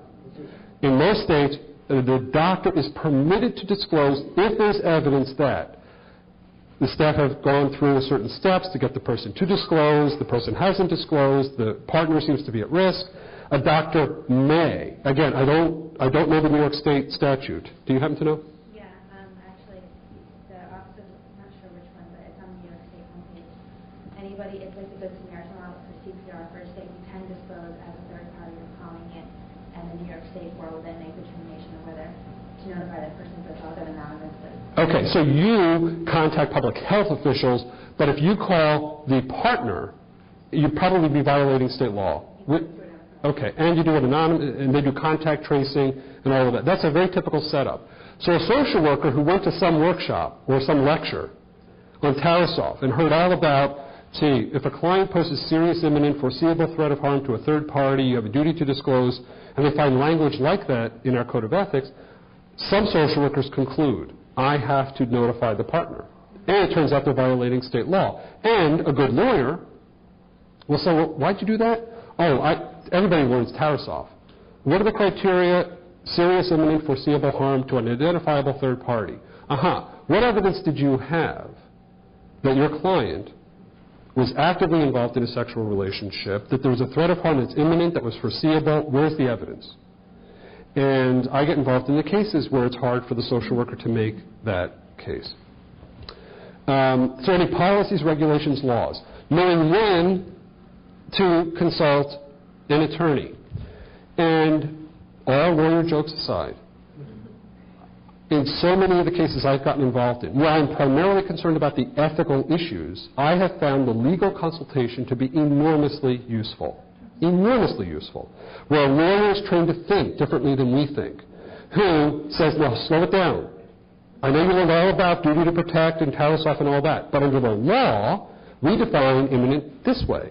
We define foreseeable that way. And it is my legal opinion that you may not have sufficient evidence because you don't have a client who says, I'm going to harm my girlfriend. You may have a client who says, I love my girlfriend, and I'll practice safe sex and all the rest of it. So a lawyer is trained to think differently about this than we are, and it may make a difference, I find, in the consultation. Having said that, I have also been involved in litigation where, in the conference room, pre-trial, you have 2 or 3 attorneys from the same law firm. The door is closed, and they disagree vehemently with each other about the law, the application of the law, and what their defense will be in this case. They will never show that disagreement once that door is open, and they shouldn't. My point is, even on the same side of the fence, lawyers may disagree and give different advice. So if you happen to get lawyer A from that firm, you may have gotten one piece of advice, but if that lawyer was out to lunch and you got lawyer B, you may have gotten different advice. And they're in the same law firm. So that it's great to ask attorneys for advice, but be realistic. They sometimes disagree just the way we do. But if I'm on the witness stand, I would feel a whole lot better saying, I made that call. Even though somebody may say, boy, did you get lousy advice?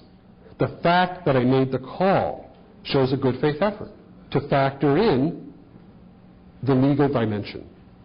Also, if my sister-in-law, Sally, is coming over for dinner tonight, and she's a high-powered attorney, and I say at dinner, well, let me run this one by you. And it turns out that my sister-in-law, Sally, is a fabulous corporate attorney. I don't want to rely on her opinion in this HIV case. That, to me, is a little bit like going to an orthopedist when you're about to have a baby. They're both MDs. I'd feel a whole lot better going to an obstetrician as opposed to an orthopedist, even though they both went to medical school on the South Campus. So you have to know which ones to pick and which opinions to rely on. Code of ethics. As I said an hour ago, first code of ethics, and it's the one that many people in this room grew up on, was 1 page long. The next one, there's only been 3. The next one, 1979, had about 82 guidelines. Terrific improvement, helped a lot. And a lot of social workers did not find that it was specific enough around a lot of issues. Plus, the world has changed. This code, 29 pages long, 155 explicit standards, it's a different ballgame completely. I think social workers must know the code real well. I recognize it's not the most exciting reading in the world, but I get concerned when I ask social workers about what does the code say about this and what does the code say about that, and people don't know and don't find out. I worry that that could harm clients, but I also worry that if, in fact, they end up being sued or have a complaint filed against them, the fact that they didn't know their own code could be quite harmful. And if I'm staring at a litigator on the other side of the table, an aggressive litigator, which is a redundant term in my experience, a good litigator, and these are really talented people, is likely to ask me, by the way, what does your code of ethics say about whatever the issue is? If I did my homework, I read it pre-trial. A good attorney may ask me, by the way, when did you consult the code? Oh, I'm a very conscientious social worker right when this issue came up. And you're sure about that? Now this happened, remember, this happened 13 months ago. Because you know the way this stuff goes in the courts, it takes a long time. So 13 months ago, you remember clearly it was February, Buffalo, snowing, unusual combination. And you remember that you looked at the code to find out what the standard's in. You're sure about that, right? That's when the attorney hands you the case record again and says, you know, I don't see any indication in this record, none, that you consulted the code. You sure you did that? You sure you're not remembering some other case? Oh, no, I remember it clearly. But as fledgling attorneys sometimes learn from their rule book, if it's not written, it didn't happen. Now, that may sound like an extreme statement, but I have had attorneys say that to me. By our rules, if it's not written, it didn't happen. Lawyer says, you know, is it possible your memory is a little fuzzy? 13 months ago this happened? Oh, no, I remember it clearly. Attorney turns to the jury and says, ladies and gentlemen, my contention is people's memories are sometimes faulty, as in the following. How many people here remember exactly what they had for dinner last Wednesday night? How many of you remember exactly what you had for dinner last Wednesday night? Now, was there a special event, or Wednesday night you always have spaghetti? Okay. But one person. The point being, now again, maybe it's an unfair comparison, you know, because it's a very mundane event for us, but it could be very effective. Like, how good are our memories? You know, how many clients have you seen since this event? You know, that kind of thing. Ethics committees. How many of you work in an agency that has an ethics committee, a formally constituted ethics committee? Okay. And you're in a hospital. Are you in a hospital also, a rehab facility? Or? No, actually, Okay, and you actually have a formally constituted ethics committee? Uh-huh. For consultation purposes? Well, we work with many different agencies, you know, in our population sometimes gets confused. Uh-huh. Okay. We have guidelines. Okay. And we work a lot with the court systems too. So Fine. Okay. Well, ethics committees, as some of you know, have now been around for a quarter century. 1976 was the first formal ethics committee in the U.S. as we know them today. Anybody know what event created the first ethics committee? It was a Karen and Quinlan case, 1976, when the New Jersey Supreme Court said when the parties were disputing whether to terminate life support, the court instructed the hospital to create a committee not to decide, but to provide a forum for consultation, debate, discussion, and so forth. That was the very first formal ethics committee. And now, a quarter century later, the Joint Commission requires them. So hospitals, nursing homes, rehab facilities, long-term care facilities, a lot of hospice programs, VNAs, VNSs, a lot of them have ethics committees not to decide what should happen. Some people feared they have not become God squads. That was the term that was used, God squads. They have become mechanisms for consultation, for open, honest consultation, discussion among staff, sometimes involving family members of patients and clients.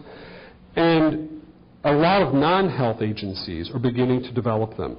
Community mental health centers, family service agencies, this is interesting, probation. Because it's civil service also. Okay, right. So, and there's a whole literature around this, and ethics committees can be enormously effective in three ways. One is, a lot of them provide consultation. In your hospital, are they available if you have one of these tough issues? The family is saying, do everything. You've got to save dad. You've got to save dad. But the doctors are saying, this is futile care. It does not make sense to treat aggressively. There's a dispute. Ethics committee gets involved. So for case consultation, my argument is there are three kinds of case consultation that are helpful. One is concurrence, meaning it's happening now, the family's upset, they think we should do this, we think it's unethical, get the ethics committee involved. Not that it works magic, but it's a mechanism to be helpful. What I call retrospective consultation, meaning we just had a really difficult case in this agency, people were very upset with how it was handled, like the HIV case or whatever. It's done, it's over. But we need to learn from this. And you do this kind of ethics autopsy, if you will. Retrospective case consultation. I have found that to be enormously valuable in all kinds of social service agencies. Just like you would with a difficult clinical case. Like, let's learn from this. Even though we can't rewind the tape and do it over. Third is what I call prospective case consultation, meaning we heard that at the hospital across town, they just had a case involving, we've never had it here, but oh my goodness, what would we do? So let's try to be ahead of the curve here and think through. What would we do in this family service agency? What would we do in this community mental health center if we had that kidnapping case? Do we have any guidelines available to help us determine what should or should not happen in this instance? So, case consultation, that's one purpose of an ethics committee. Second, a lot of ethics committees, I don't know whether you folks are doing this at your place, a lot of ethics committees are actually sponsoring in-service training for staff. So, for example, if the agency has never provided training around boundary issues and conflicts of interest and confidentiality exceptions, the ethics committee would sponsor that, put it on. And third, policy. A lot of ethics committees are coming up with the first draft of, gee, we have no conflict of interest guidelines in this facility. We better establish something. Relationships with former clients. Gifts from clients. Should we accept them? Self-disclosure. Is it okay for staff to disclose information about themselves to clients? How much? Under what circumstances? Lots and lots of agencies are developing reasonable guidelines. Not, carved in stone, but guidelines to help staff think these through, and ethics committees are doing some of that. And finally, what I think is probably the most important word in risk management, documentation. And what I can tell you is what I hear. What I hear is so many social workers say, gosh, do I wish I had learned more about documentation. What to put in the case notes, what not to put in the case notes. When I put it in the case notes, how do I word it? Here are the kinds of things I see. from social workers who say, boy, I wish I had learned this stuff. Either I missed class that day or I never got it. Things like, never putting conclusions in a case record based on what you think. As my litigator friends, and they can be your friends, as they say to me, tell your audience, never write what you think, write what you know. Never write what you think, write what you know. Tell them things like, they've got to use those phrases. The client appears to be, so-and-so reported that. Don't state it as fact unless you know it to be fact. Qualify those things. Be sure that they're not using abbreviations that might be misunderstood. Example, assessed client for SA. This is a real case. What's the SA? Sexual abuse. Or was it a suicide assessment, right?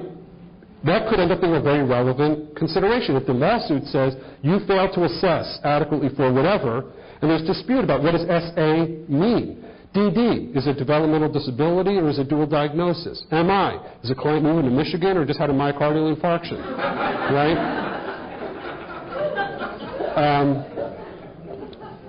Is it medical assistance or is it a client from Massachusetts? You could go on and on and on and on and on. I have so many abbreviations that I've seen in case records where there's some dispute about what they mean.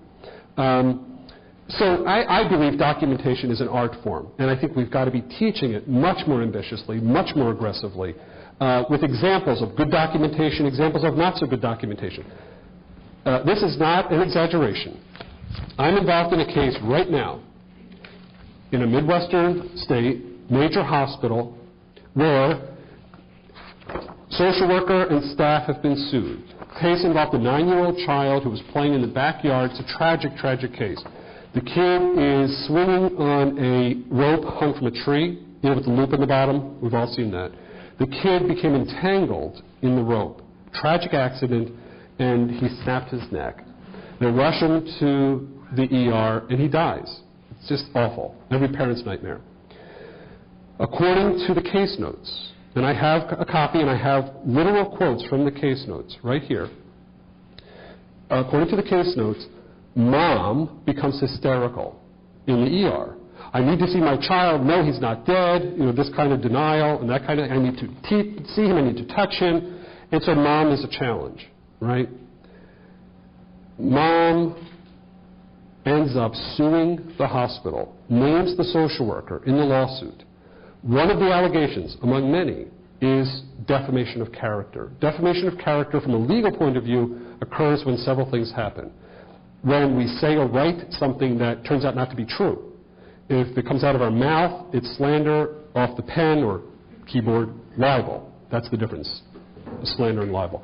If we say or write something that's not true, we either knew it to be untrue or should have known, and somebody is harmed. That's the pretty standard definition of defamation. Here's the quote from the case record. That's the underlying basis for this allegation of defamation. The quote, mother of deceased child is, this is after, our calculation is about 14 minutes of contact between social worker and mom. Mother of deceased child is narcissistic, involved in a shaky marriage, has pre-morbid separation issues, unquote. It's unbelievable. This is a master's level social worker.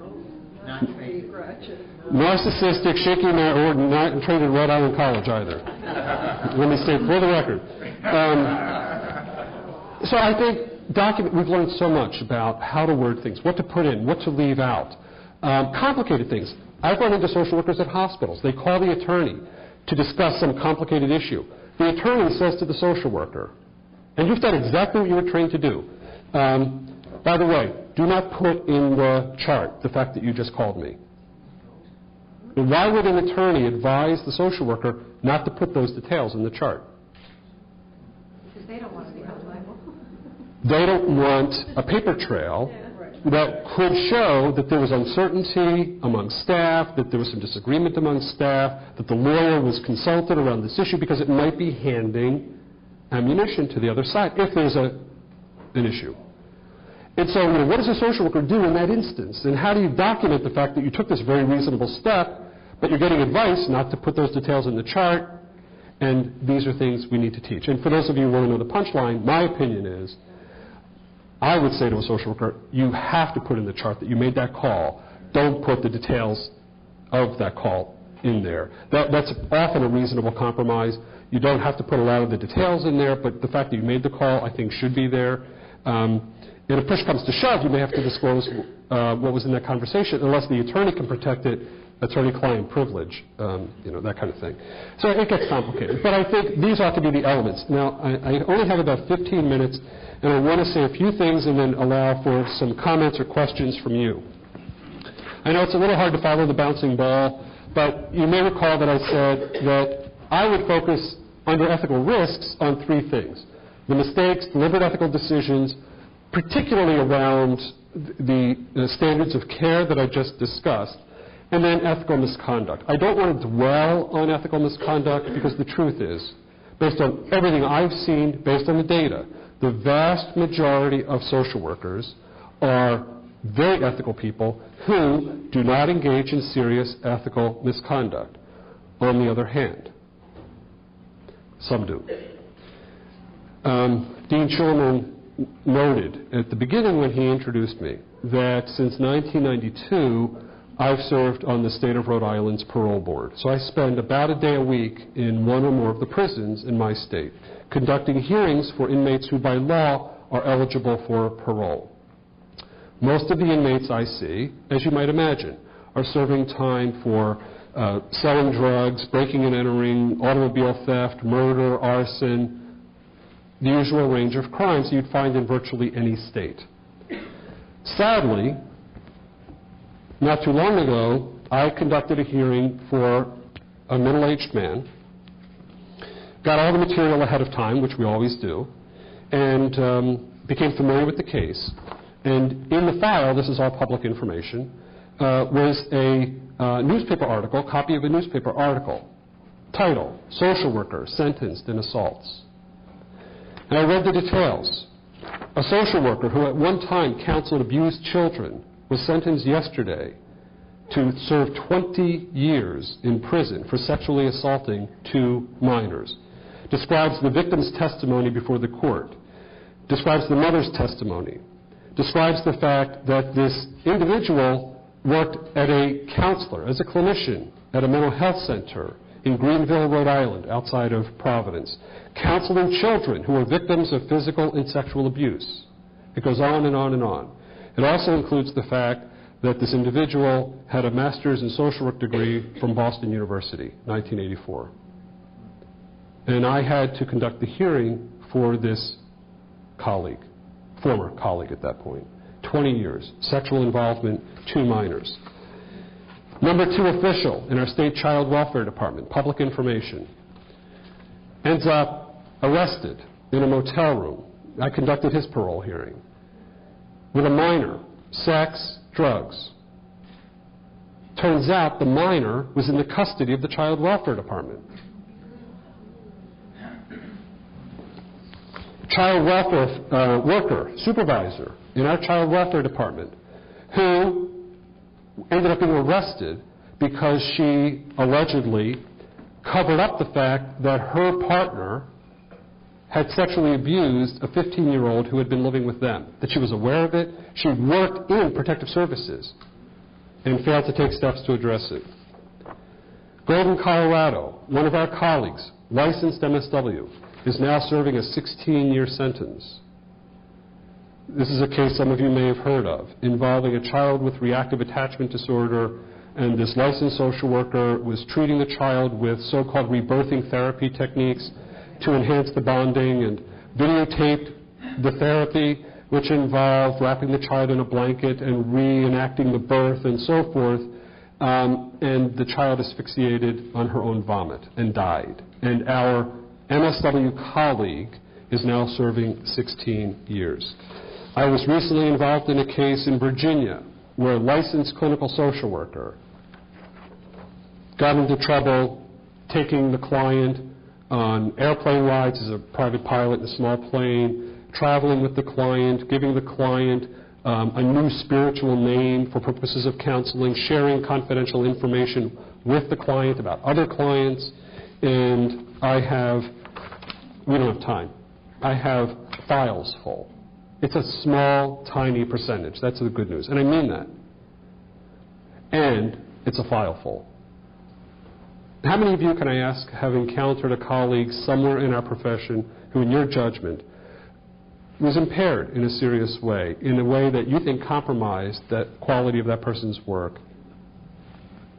Right. Most of the people in this room.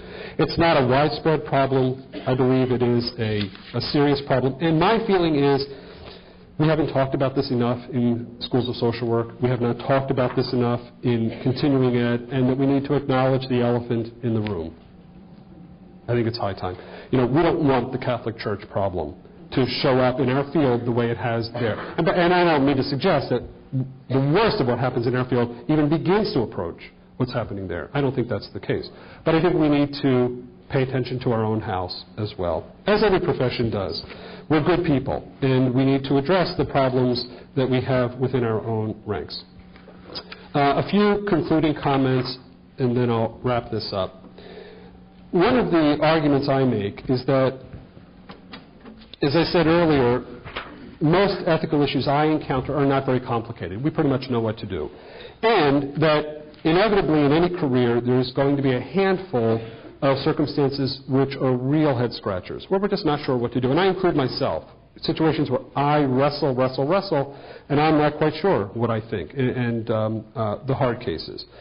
And I think it's reasonable for social workers and for students to ask, so what's the point? I mean, if you end up just debating these issues, why engage in this elaborate exercise if people end up disagreeing in the end?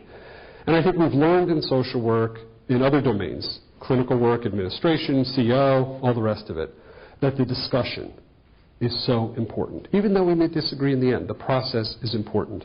A number of years ago, an ethicist, a philosopher by the name of James Rachels, wrote an article entitled, "Can Ethics Provide Answers?"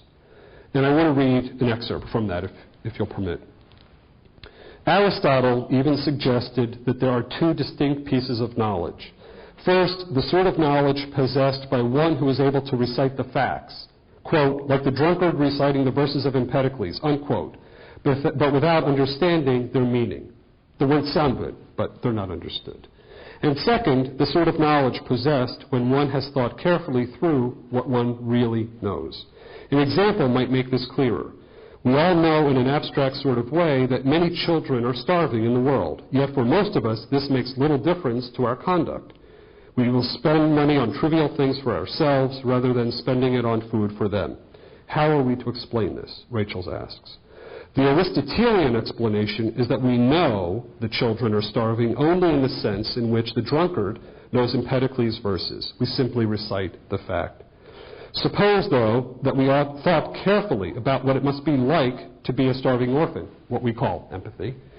Our attitudes, our conduct, and the moral judgments we are willing to make might be substantially altered. The fact that rationality has limits does not subvert the objectivity of ethics, but it does suggest a certain modesty in what can be claimed for it.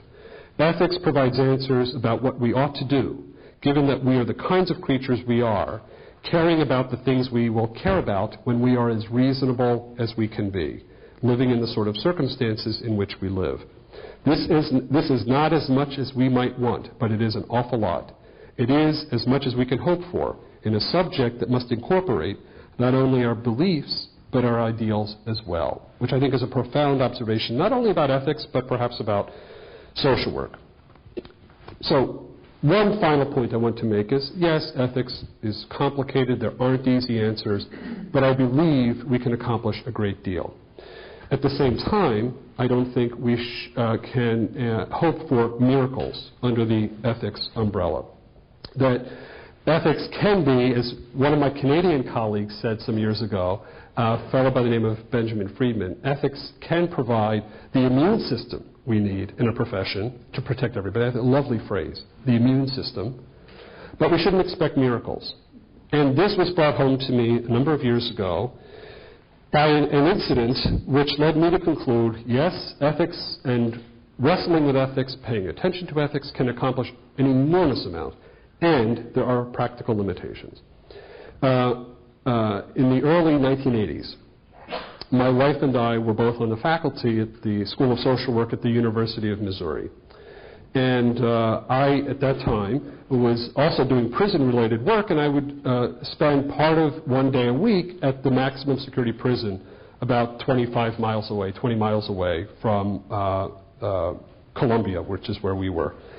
And so I was working with a group in this maximum security penitentiary. By definition, all of these inmates were serving substantial sentences. Otherwise, they wouldn't have been in the maximum security facility. And so I was running a group. It was a typical run-of-the-mill group.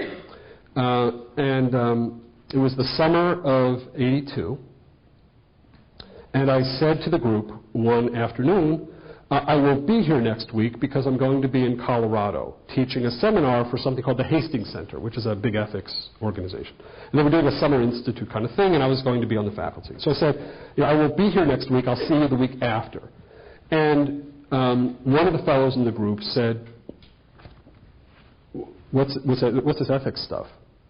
And I was surprised to get the question, and I gave what could not have been more than a 60-second explanation of what professional ethics is. This is '82, so things are just beginning to get warmed up in that field. And I was explaining how doctors make difficult decisions, and lawyers make difficult decisions, and journalists, and social workers, and these are professionals who are going to talk about this stuff, and so on. And that was it. Came back to that group 2 weeks later, was walking across the yard, right out of the movies, the yard of the maximum security prison, walking to the building where I met with the group. And a young man, 20 years old at that time, now 40, was walking toward me, waving the original of this document, saying, Doc, I want to show you something. And he's walking toward me, which in a prison, when people walk fast, it's generally not a good thing. It makes a lot of people nervous. But I could see he was smiling, and I had a good relationship with this guy, so fine. So we stood in the yard, and I said, what's up? He said, remember a couple of weeks ago before you went out to, where'd you go again? Colorado. Remember you told us about that ethics stuff? And I said, yeah, shocked that it had resonated at all. And this is a fellow who dropped out of school in the 9th grade, was serving a 25-year sentence for second-degree murder. He murdered some guy in a state park. He was high on drugs. They got into an argument. He killed him. 25-year plea bargain. And he said, after you talked a little bit about that ethics stuff, I went to my job in the prison kitchen, and I was taking a break, and on the supervisor's desk was a magazine. And I was flipping through it, and there was an article about everything you were talking about. What? Prison kitchen? What? So he showed me the original, which was a magazine article from a thing called Food Management. It was a trade magazine for institutional food managers, the way the dining hall people here would get, or a hospital food manager, about procurement and budgeting and all those things. And lo and behold, here's the ad for institutional ovens and Shasta Cola, which is not that patio cola here's institutional hams you can buy and so forth. And he said, it's an article about ethical dilemmas in food service. And I was amazed that he connected the two. And he said, I was reading this thing, it was fascinating about, issues around bribes and conflicts of interest. I mean, he didn't use that terminology, but that's clearly what he meant. These are his underlinings. You probably can't see them, but he underlined sections having to do with difficult choices and moral obligations, and I'm flipping through this thing, I can't believe this. And if you work in corrections, anybody work in corrections? I mean, how often does this sort of thing happen? Right? It's, like in baseball, when you fail 2 out of 3 times, that's considered Hall of Fame material, because you're batting .333, right? In baseball, when you fail 2 out of 3 times, you get into the Hall of Fame. In corrections, it's like that. It's like you glorify this small percentage of successes.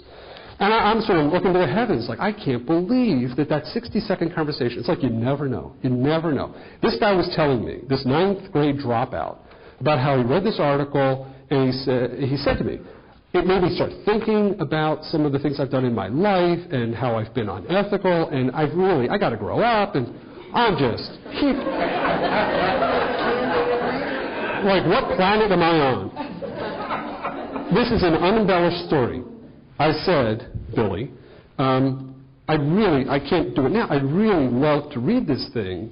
Can I borrow it? He goes, oh yeah, just take it. I stole it from the supervisor.